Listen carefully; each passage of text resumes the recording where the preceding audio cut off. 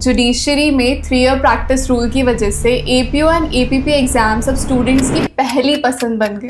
तो क्या ये राइट चॉइस है? यार बिल्कुल राइट चॉइस है। This was an obvious shift after 3 year practice. But sir pre mains interview तीनों स्टेजेस में बहुत कंपटीशन है। अगर मेंस नहीं निकला तो फिर क्या पूरी मेहनत वेस्ट हो जाएगी?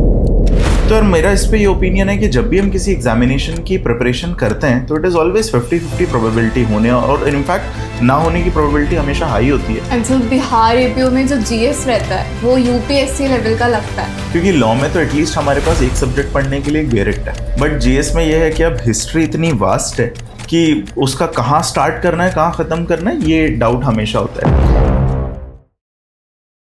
Hello everyone, welcome back to our channel. I hope you all are healthy, happy and safe out there. जैसा कि आप जानते हैं Bihar APO is around the corner and I am sure इस एग्ज़ाम से रिलेटेड आपको काफ़ी सारी क्वेरीज होंगी, बट डोंट वरी, आज हम वो सारी क्वेरीज सॉल्व करेंगे with Nitesh sir. Hello sir. Hello sir, जैसे कि जुडिशरी में 3 ईयर प्रैक्टिस रूल की वजह से एपीओ एंड एपीपी एग्जाम्स अब स्टूडेंट्स की पहली पसंद बन गए। तो क्या ये राइट चॉइस है? यार बिल्कुल राइट चॉइस है। This was an obvious shift after 3 year practice. अब एपीओ एग्जाम्स को अगर अपन देखें तो इसमें दो चीज़ें हैं, एक एपीओ एग्जाम की प्रिपरेशन और अगर एक क्रैक हो जाता है इन दैट केस क्या होगा।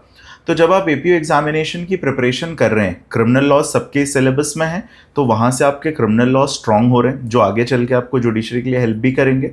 साथ ही साथ अगर आपका सिलेक्शन हो जाता है एपीओ में तो 3 ईयर प्रैक्टिस काउंट होगी, वो एक एक्टिव प्रैक्टिस मानी जाएगी और एक्चुअली आप प्रैक्टिकल एक्सपोजर ले रहे हो कोर्ट में, वो भी आपके काम आने वाला है।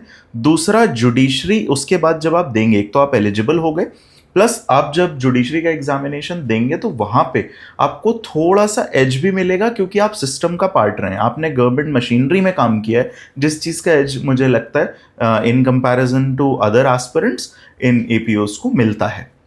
But sir pre mains interview तीनों स्टेजेस में बहुत कंपटीशन है। अगर मेंस नहीं निकला तो फिर क्या पूरी मेहनत वेस्ट हो जाएगी?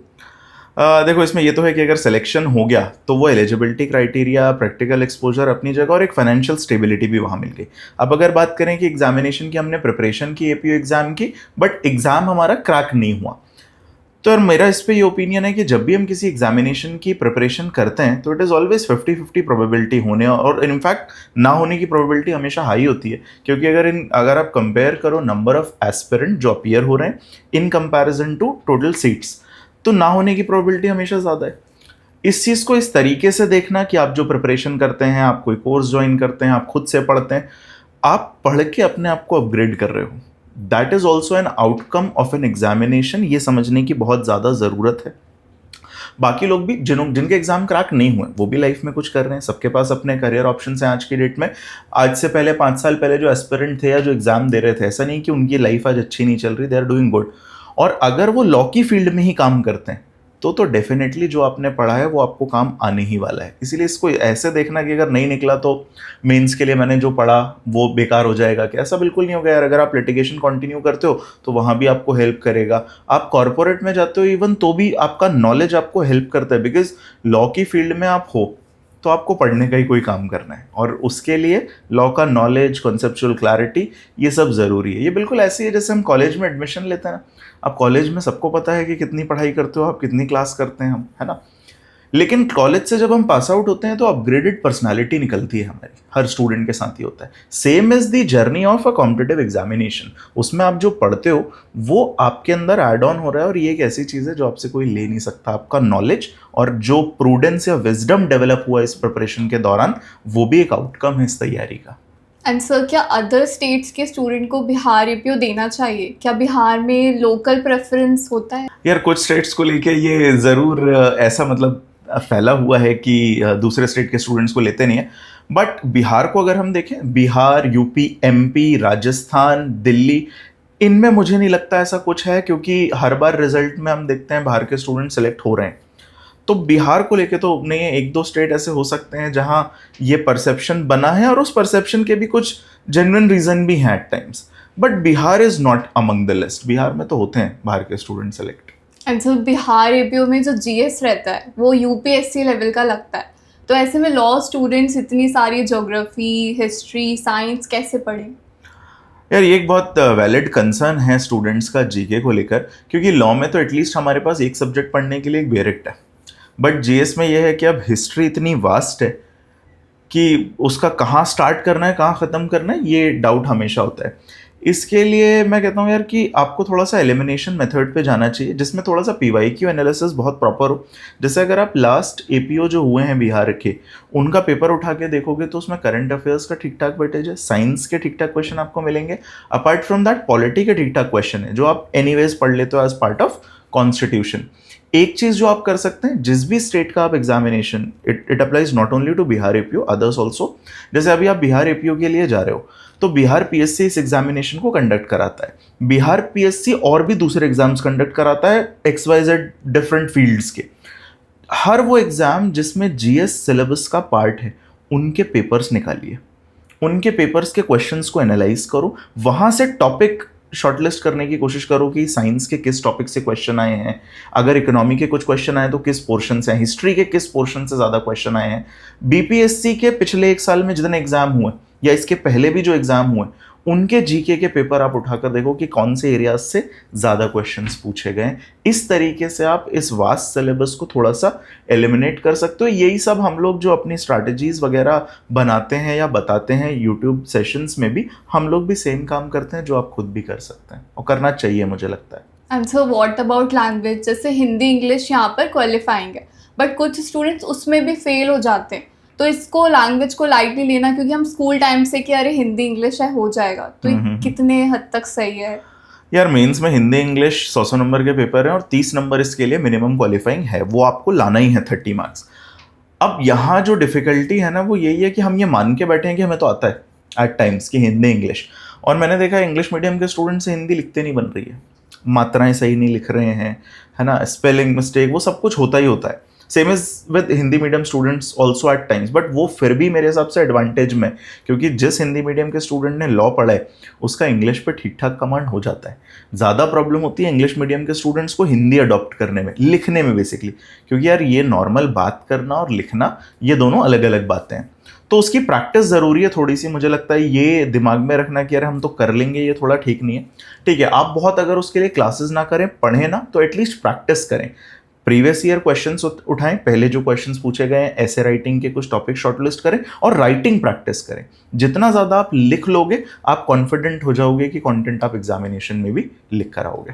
यस, तो यही मेरा नेक्स्ट क्वेश्चन था कि जैसे प्रीलिम्स तो डायरेक्ट से हो जाएगा, सबको पता रहता है, और मेंस में बहुत प्रेशर फील होता है कि कब से आंसर राइटिंग करें, कैसे करें। एक चीज़ ये है कि मेंस की प्रिपरेशन हमेशा पहले होती है। अब ठीक है, अभी तो बिहार एपीओ की डेट है तो अब तो बहुत ज़्यादा आपके पास उतना टाइम नहीं है, बट क्या होता है कि प्रिपरेशन बहुत पहले स्टार्ट होती है।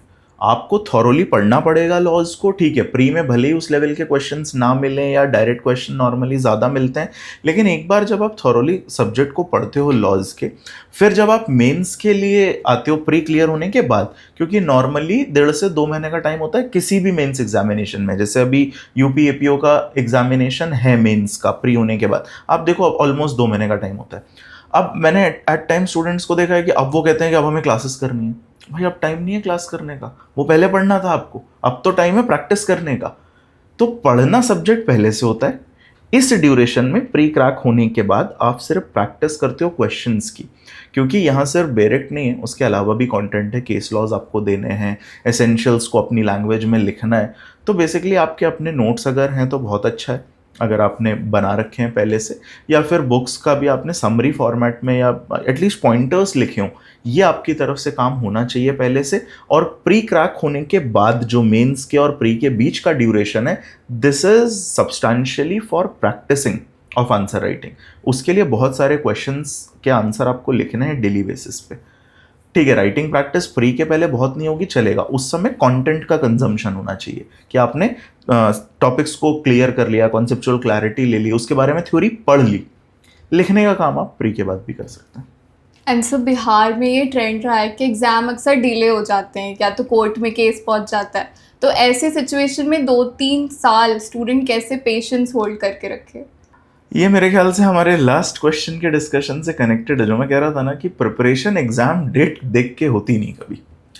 और ये सबसे बड़ी problem I have seen with students कि जब डेट जैसे एमपी एडीपीओ की डेट आई अक्टूबर में और काफ़ी पहले आ गई, या चलो जब वैकेंसी नहीं आती तो स्टूडेंट कहते हैं अभी से क्यों पढ़े, अभी से क्यों कोर्स लॉन्च हो गए कोचिंग्स में, कोचिंग्स को तो पैसे कमाने इसलिए कोर्स लॉन्च कर दिया, हमें नहीं पढ़ना।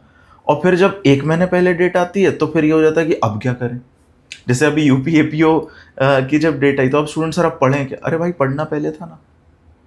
एक एक साल की प्रिपरेशन होती है मेंस की, ऐसे नहीं होता कि 1 महीने में पढ़ के आप मेंस क्रैक कर दोगे, ऐसे नहीं होता।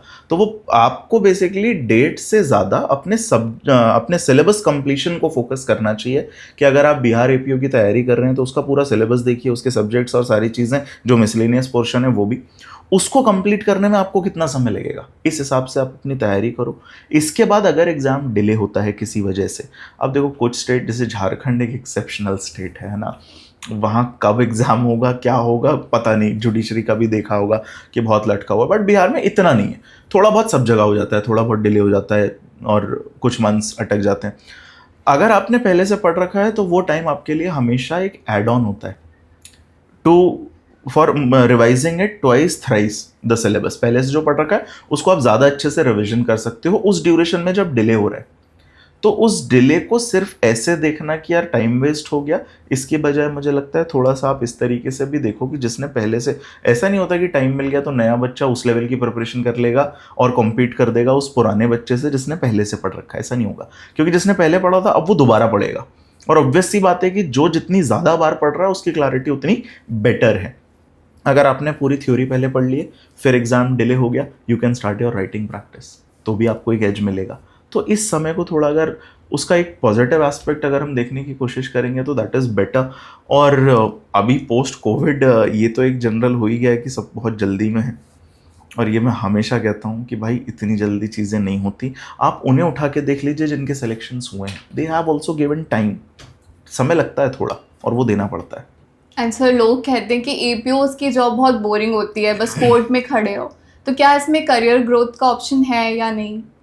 यार ग्रोथ का ऑप्शन, अब तो ग्रोथ ही ग्रोथ है भाई। You are eligible for judiciary examination, जो आप किसी दूसरे जैसे कॉरपोरेट में या फिर बैंक में जो लॉ ऑफिसर्स होते हैं उनकी प्रैक्टिस काउंट नहीं होगी, बट एपीओज की होगी, है ना। और थोड़ा सा फिर वो यार बोरिंग है कि इंटरेस्टिंग है, depends on personal interest also. जिन लोगों को क्रिमिनल लॉ में इंटरेस्ट है थोड़ा भी, उनके लिए तो मुझे नहीं लगता ये जॉब बोरिंग होगी, क्योंकि प्रोसिक्यूशन ऑफिसर, आप पूरा प्रोसिक्यूशन का केस प्रेजेंट करते हैं, है ना। इन्वेस्टिगेटिंग एजेंसी पुलिस के साथ आपका पूरा इन्वॉल्वमेंट है वहाँ, तो ये सारी चीज़ें हैं आपकी जो इन्वॉल्व आप वहाँ रहते हैं। और उसी के साथ साथ अब ग्रोथ की अगर अपन बात करें तो आप एडजस के लिए भी एलिजिबल हो रहे हैं, अब तो सिविल जज के लिए एलिजिबिलिटी क्राइटेरिया आप फुलफिल कर रहे हो, तो मुझे नहीं लगता कि ऐसा अब थॉट प्रोसेस होगा कि ग्रोथ अपॉर्चुनिटीज़ क्या हैं, अब तो ग्रोथ ही ग्रोथ है। एंड सर क्या सेल्फ स्टडी से बिहार एपीओ निकाला जा सकता है? यार मुझे लगता है सेल्फ स्टडी से कोई भी एग्जाम क्रैक हो सकता है, बशर्ते आप बहुत डिसिप्लिन हो। कोचिंग की ज़रूरत सबसे ज़्यादा होती है खुद को डिसिप्लिन करने के लिए। पढ़ आप शायद लोगे, लेकिन क्या आप टाइम बाउंड मैनर में उतना सिलेबस कंप्लीट कर रहे हो जब तक आपके पास रोज की क्लास का प्रेशर नहीं है? क्या आप इतने सेल्फ डिसिप्लिन हो कि आप पूरा सिलेबस करोगे? और क्या आप ये सारी चीज़ें कर सकते हैं जो कोचिंग्स आपको बेसिकली करके देती हैं कि सिलेबस कैसे ख़त्म करना है, कौन से डायरेक्शन में पढ़ना है? यहाँ पे कोचिंग हेल्प करती है। अदरवाइज पढ़ना तो खुद ही है। कोचिंग, अब मैं अगर पढ़ा रहा हूँ तो मैं थोड़ी पढ़ लूँगा आपके बिहाफ पे सिलेबस, या मेरे पढ़ने से तो कुछ होगा नहीं, पढ़ना तो आप ही को है। कोचिंग्स हेल्प कर देती हैं आपको डायरेक्शन देने में और उस सिलेबस को कम करने में। अगर ये आप खुद से कर सकते हैं तो you can definitely crack any examination through self study.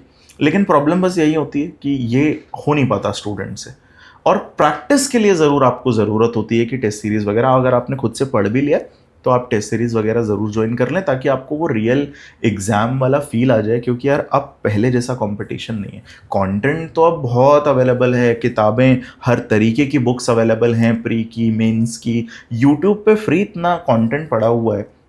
हमारे चैनल पे खुद जो सारे सब्जेक्ट मोस्टली जो कॉमन है वो खुद मैंने भी पढ़ा रखे हैं वन शॉट। मैं कहता हूँ अगर कोई वही अच्छे से फॉलो कर लेना तो प्री तो क्रैक हो जाएगा। तो प्री के लिए तो हो जाता है, मेंस में थोड़ा सा प्रॉब्लम होता है क्योंकि वहाँ थॉरो नॉलेज चाहिए, कॉन्सेप्चुअल क्लैरिटी चाहिए। और होता ये डिस्क्रिप्टिव पेपर में कि आपने अगर 100 पढ़ रखा है ना तो आप 40 ही कॉपी पे लिख के आओगे, इसीलिए 100 पढ़ना होता है। जब आपके पास कॉन्सेप्चुअल क्लैरिटी होती है तो आप आंसर राइटिंग में भी कॉन्फिडेंट होते हो, और सरप्राइज क्वेश्चन हमेशा होते हैं कुछ ना कुछ, उनको आंसर करने में भी आपका जो ओवरऑल प्रूडेंस डेवलप हुआ है इस तैयारी के दौरान, वो काफ़ी काम आता है। तो वो कितना हुआ है कितना नहीं, that is to be seen. And सब बच्चे मॉक्स देते हैं, उसमें मार्क्स कमाते हैं तो वो डीमोरलाइज हो जाते हैं कि अब तो पढ़ना ही नहीं है, तो इसको कैसे मैनेज करें? यार मॉक्स या टेस्ट को हमें पार्ट ऑफ जर्नी मानना चाहिए, हम एट टाइम्स उसको डेस्टिनेशन मान लेते हैं, हम उससे जज करने लगते हैं खुद को कि एक मॉक दिया मैंने, मेरे मार्क्स नहीं आए तो मतलब मेरा तो एग्जाम क्रैक नहीं होगा। It is a step stone, वो आपकी जर्नी का पार्ट है, वो आपके प्रिपरेशन को सुधारने के लिए है। टेस्ट या मॉक्स जब बच्चे देते हैं, मैं हमेशा एक चीज़ कहता हूँ कि टेस्ट देने से ज़्यादा ज़रूरी है उसका प्रॉपर एनालिसिस।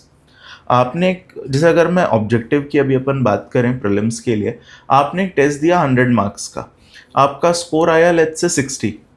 अब आपको एक काम, ये इतना सा नहीं था कि मैंने टेस्ट दिया, आंसर देख लिया, एक्सप्लेनेशन देख लिया, रैंक देख ली, हो गया मेरा काम, इतना सा काम नहीं है। अब आपको बैठ के उस पेपर को एनालाइज करना है कि मेरे जो 40 क्वेश्चन गलत हुए हैं, उसमें हमेशा ना अलग अलग नेचर होता है क्वेश्चंस का कि किस तरीके के, कुछ होते हैं डायरेक्ट क्वेश्चन, तो आपको देखना है उस 40 में से पूरा एक टेबल बनाइए हर टेस्ट देने के बाद, डायरेक्ट क्वेश्चन मेरे कितने गलत हुए, कितने क्वेश्चन मेरे लैक ऑफ नॉलेज की वजह से गलत हुए, कितने क्वेश्चन ऐसे थे जो मुझे आते थे लेकिन मैंने वहाँ पे ठीक से नहीं पढ़ा उस वजह से गलत हुए। ऐसे ना कुछ हेड्स निकल के आएंगे जब आप अपनी गलतियों को देखेंगे उन 40 क्वेश्चन को, तो ऐसे कुछ हेड्स निकल के आएंगे। उसका हर टेस्ट के बाद एक टेबल बनाइए और उसको एनालाइज करिए। अगर आपके डायरेक्ट क्वेश्चन ज़्यादा गलत हो रहे हैं, इसका मतलब आपको पता तो है चीज़ें बट याद नहीं है, तो थोड़ा रटने वाला पोर्शन स्ट्रॉन्ग करना पड़ेगा। अगर आप आते हुए क्वेश्चन ज़्यादा वहाँ गलत कर दे रहे हो, इसका मतलब आप फोकस नहीं हो ड्यूरिंग एग्जामिनेशन या ड्यूरिंग योर टेस्ट, वो इम्प्रूव करने की ज़रूरत है। तो that's what you can do after appearing for any mock test और एनीथिंग। ये एक्सरसाइज टेस्ट देने से ज़्यादा ज़रूरी है, बहुत टेस्ट देना ज़रूरी नहीं होता, लेकिन भले आपने कम टेस्ट दिए बट ये वर्क ज़रूरी है उसके बाद।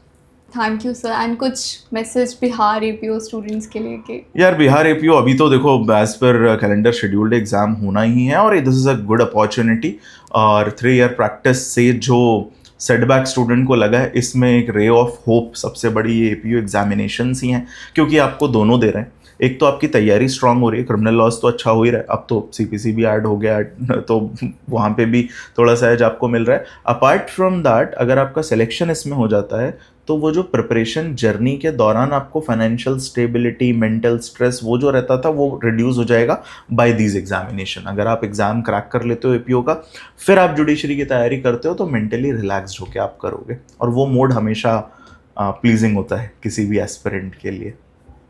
Thank you sir. तो उम्मीद करती हूँ कि अब आपको इस पर क्लैरिटी मिल गई होगी। एंड फिर भी अगर आपके कोई क्वेश्चंस हैं तो please comment down below. We will get back to the another episode. Thank you and keep following Ashaya Judiciary.